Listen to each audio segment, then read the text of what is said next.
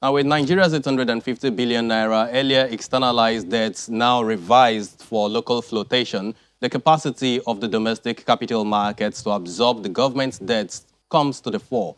There are several questions arising from the concern, one of which is how the federal government will be able to manage the attendant interest rates, the crowding out effects on corporate bonds in the capital market, and perhaps the expectation of a new bond auction calendar from the Debt Management Office, that's the DMO, and that's for the rest of the year. Well, the Director General of the Commission, that's the DMO, Ms. Patience Oniha, joins us now and to answer some of these questions and, of course, other matters arising. Thank you so much for joining us this evening, ma'am. Thank you very much. It's my pleasure. Great. So we had 745 billion naira domesticated debt before now until we had to revise and do and localize the 850 billion naira that we got approval from at the National Assembly. But what exactly is the capacity of the domestic capital market to be able to raise these funds for the federal government? Okay, I think it's useful at this point to sort of provide an update, to the public on what's happening with borrowing. As you're aware, the 2020 budget and the medium-term expenditure framework for 2020 to 2022 is being revised. So the total new domestic borrowing in that in the 2020 budget, which is a draft, still a draft until it is approved by the Federal Executive Council and the National Assembly, is about 2.644 trillion naira. Okay, so that includes the 850 billion that is being localized. And if we take note of the fact that we have already raised 570 billion of that, it really means that for the rest of the year, from May to December, if the necessary approvals are secured, the new domestic borrowing would be about 2 trillion naira, 2.07 trillion naira. So it's actually higher than 850. Your second question in terms of can the market absorb it? You made a valid point there. One of the reasons we were externalizing our borrowing, some part of our borrowings this past few years, was, like we said, to create space for the local market. But as it is, things have changed in the international markets, not just for Nigeria, but for any country that doesn't really have a superior rating. So where will the money come from the domestic market? We have a vibrant domestic market, and one of the things we have been able to achieve collectively is to have a large group of investors. So there are the pension funds, which are the obvious ones, but there are also fund and asset managers, as well as the insurance companies. The annuity funds have come on very strongly, and then some of the government sector that have to invest in government securities. So let's just say if you look at our subscriptions, the investor base is quite diverse, so we're not relying only on pension funds. But let me quickly add that apart from the fact that there are these several sources and that pension funds keep growing by definition, there are automobiles of about 7.34 trillion naira that would mature this year. So we also expect that funds coming from that will be invested in the FGN securities that will be issued because in terms of risk, really, they are low and they are safe. And as you know, there isn't, I guess the emphasis on automobiles has reduced a bit. So if you put all of those together, we think we'll still be able to raise the money, and there will still be money for other borrowers in the domestic market. Given the exposure of the pension fund assets to the capital market, we know that currently there's a 51% quota that they have in the federal government bonds for now. But in terms of their capacity to be able to, bring in more holdings, do you think they have that capacity, and won't they exceed that quota of their exposure to the capital markets? I think let's put it this way, yes, there's a ceiling on FGN securities and FGN guaranteed securities of 80%. They are not at 80% yet, so if you add all the government securities they are holding, and including OMO, actually that would be about 71% using their December figures. Again, so there's still some room to move from 72% to 80%. But we're saying because pension funds increase automatically by deductions, from employee remunerations, they will grow. But keep in mind a very important point that the PFAs are not the only source of investment for FGN securities. We still have other fund and asset managers who sometimes take up 30 to 35% of the auctions, actually. So that sector has grown very significantly in the past 2 years. Again, the insurance sector and the related business of annuity has come on very strongly, which informed, why we issued a 30-year bond last year. Then there are some other institutions as well. So the main investors are not PFAs. There are about 3-4 critical sectors that are evenly distributed. But again, remember what I said, there are automobiles maturing. So this new borrowing, the way it has turned out, then provides, a good investment outlet for those funds. About 7 trillion naira from May till December of automobiles. The other concern that we've been hearing in the capital market community is that with all of these borrowing plans, our interest rates will have to jump. Will the DMO be ready to, meet the demands of all of the market players eventually? I believe that it's a fair expectation to imagine that, to say rather that with increased supply, interest rates will go up. We know where the treasury bill rates have been for a while, sub 5%. So when you say, will the DMO be willing to? Usually as you know, we offer all of our securities in the market, at least the FGN bonds and treasury bills by way of auction. So we'll look at those rates and determine, whether they're acceptable. But like I say, it's a fair expectation.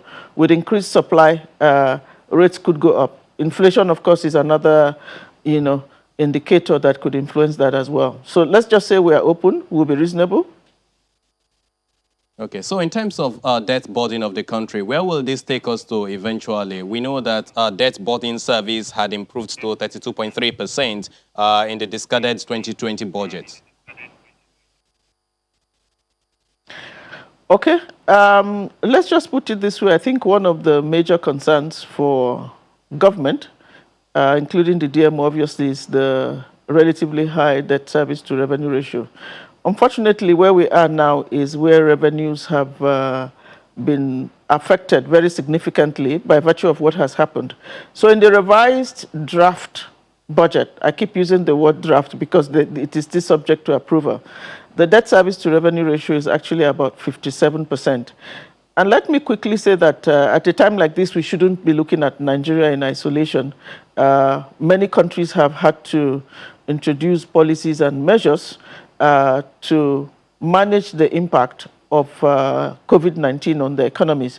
I believe the US just had about a $3 trillion, package approved. So borrowing by several countries, as we have seen, would have to increase to manage the downsides of COVID-19. So Nigeria is not alone in this regard. Now, the other concern is the fact that we have some corporate bonds in the market at this point, and already players, dealers, treasurers really believe that they're being crowded out by the federal government bonds that we have in the market. Of course, with this exercise that is in the offing, things will increase. The crowding out effect of all these corporate bonds will then happen more. What are your plans to be able to give some more room for patronage to all of these corporate bonds in the market? Temple, the DMO is very committed to the development of the domestic bond market, not just at the sovereign level, but at the private level, the corporate sector. And we are rather pleased to see the developments that have happened there from, I believe, maybe from 2016.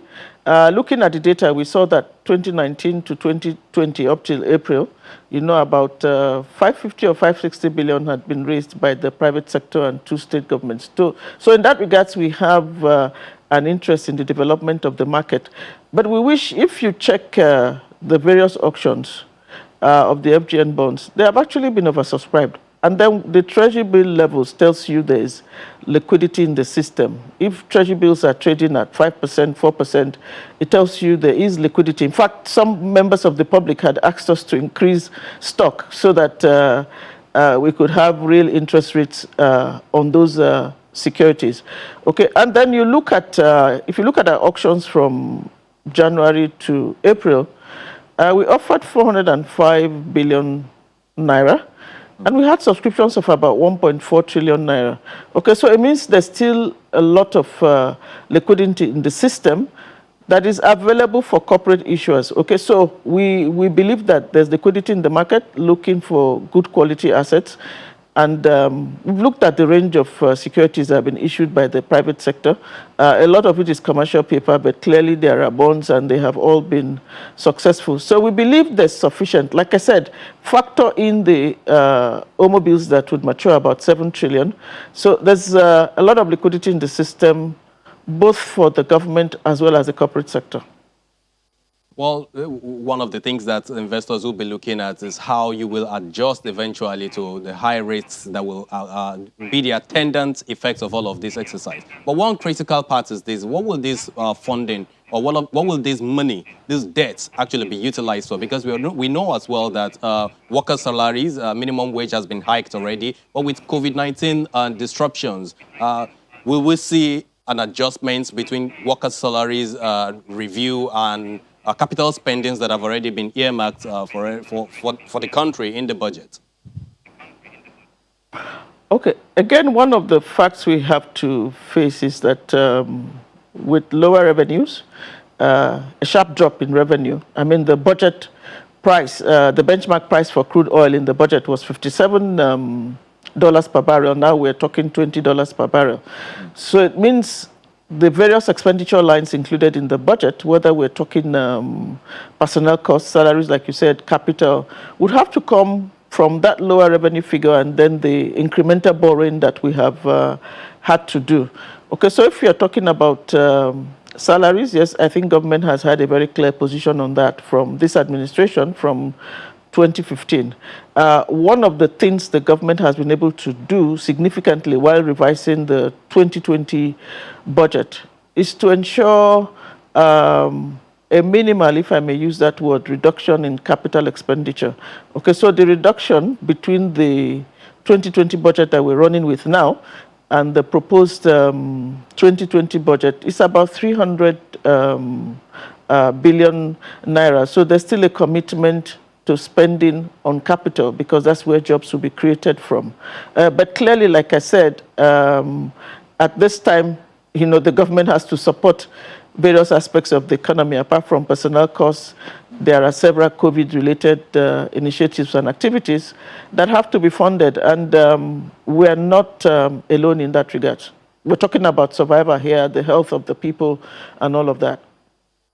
All right, thank you so much, ma'am, for sharing your thoughts. Of course, this discussion will continue shortly after this break. That's in a moment. Stay with us. Welcome back. Thank you for staying with us. This is Capital Market here on Channels Television. Well, we have been drilling down on the capacity of the Nigerian domestic markets to absorb the huge government debts that has been proposed. But that follows the review of the 2020 budget. And of course, our guest has been the Director General of the Debt Management Office, Ms. Patience Oniha. In this segment, we'll dwell on the multilateral debts that Nigeria has indicated interest in, and some of which have already been paid. The IMF rapid financing instrument of 3.4 billion naira, we understand, came in this week. But Ms. Oniha, thank you for staying with us, ma'am. Let's look at the debt rescheduling end of things. We had some debts, the Eurobond markets that we were settling before now. Now we are looking at debt rescheduling or debt forgiveness, as the case may be. How likely are we going to have this debt rescheduling, and what will be the gains for us? I think where we are now, really, so there's a lot of talk about it, but where we are now, really, is where, as you would recall, on April 15th, during the World Bank IMF annual meetings, there was a proposal or recommendation by the Ministers of Finance and Central Bank Governors of the G20 countries to grant debt relief for bilateral creditors. So we're talking country to country now, to grant debt relief to countries that are either borrowing on pure concessional basis or are classified as least developed. So Nigeria falls in that category because we're blend status, so we can borrow concessional and non-concessional. But really, the focus of that decision is bilateral credit, okay, and it is purely on debt service from May till December, not as if you are rescheduling debt or something. That is really what is on the table. From May to December, debt service, would be deferred and resume in 2021, spread over 3 years. So what is deferred this year will be spread over 3 years. Okay, so there are talks about the multilaterals doing the same. The private creditors, meaning investors in Eurobonds, doing the same. But I should say at this time, really, we're still talking about bilateral creditors. And in terms of processing, the documentation, so this is being, how would I say, managed at the World Bank IMF level in terms of support, not that they're negotiating, because it's a country-to-country negotiation. So it's not like everybody sitting around the table and agreeing. It's still a country-to-country negotiation. So the draft paperwork and processes have just been released, and we are looking at those. So that is the situation where we are. As you would know, borrowings are governed by agreements, and the terms vary from one to the other. But as you would know, the one for the Eurobond, clearly, which is commercial, which is market as well, is different from the one that is concessional or on a bilateral basis. Talking about our capacity or the regulations that actually guides these borrowings, one of the concerns that some analysts have raised is that first, this could actually plunge us into deeper debts. But again, the Fiscal Responsibility Act of 2007, I think Section 41, has often been quoted as something that does not support the non-concessional loans that we've taken from IMF. What do you have to say about this, man? Okay, so I think this time we are talking about the new borrowings, the proposed new borrowings to fund the 2020 budget, to bridge the revenue gap. So those are coming from the IMF, $3.4 billion, like you said, the World Bank, $1.5 billion, and then the African Development Bank, $500 million. If you read Section 41, if I may just highlight it, Section 41 of the Fiscal Responsibility Act did say government at all levels should borrow, at low interest rates and for reasonably long tenors, to summarize it. So it then goes further. Subsection 2 of that section did say governments may borrow, from the capital market, but with the approval of the National Assembly. So there is a window. It's not a contravention. So how have we been borrowing from the domestic market or through Eurobonds if there wasn't that window in the Fiscal Responsibility Act, that same Section 41. Okay, so what it requires is that you need the National Assembly's approval for borrowing on commercial basis. But let me clarify, the facility from the IMF, the interest rate is concessional, it is 1%. Okay, so the aspect of it that you will say doesn't really fit the definition of concessional is the tenor, but it is concessional at 1%. I mean, we can't raise money at 1% now in the domestic or international capital market. So it's good to keep that in mind. Same thing with the World Bank. That is also going to be on a concessional basis, but approval of their board would be pressed sometime in June or July. Okay, same with the African Development Bank. For those two, discussions are still going on. But really, to keep it safe and keep it clear for the purpose of the audience, is that the Fiscal Responsibility Act does allow borrowing on commercial basis, but it must be approved by the National Assembly. And in these three cases, we are not talking about commercial borrowing. These are still concessional borrowings anyway. So, well, the point then will be, why then did we go for the rapid financing instruments option, which comes with a 1% interest rate, as you said earlier, as opposed to the rapid credit facility program, which Ghana, for example, has taken, and it comes with 0% interest rate?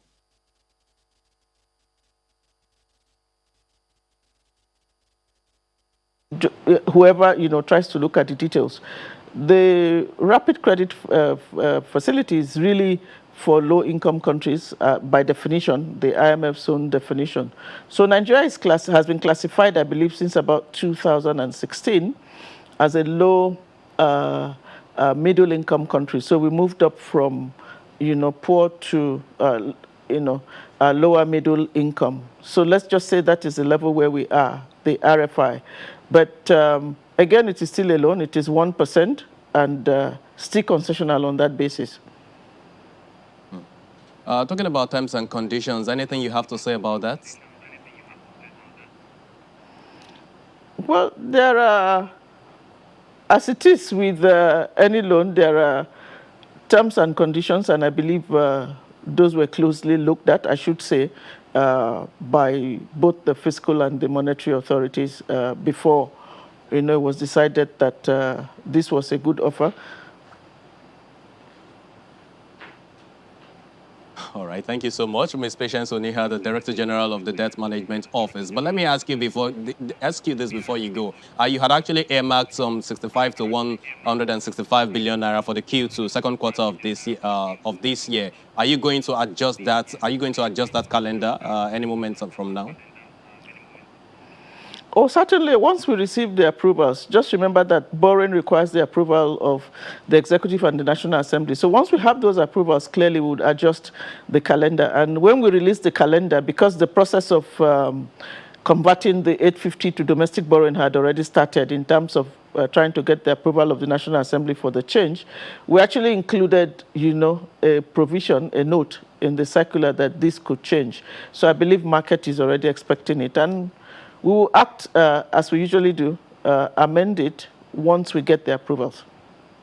Ms. Patience Oniha, Director General of the Debt Management Office. DMO, thank you so much for making our time for us on the program this evening. We appreciate your thoughts. No, thank you. Right. Thank you so much, viewers, for being a part of the program too this evening. We appreciate your time. I'm Temple Ashaju. I'll see you next time. Bye for now.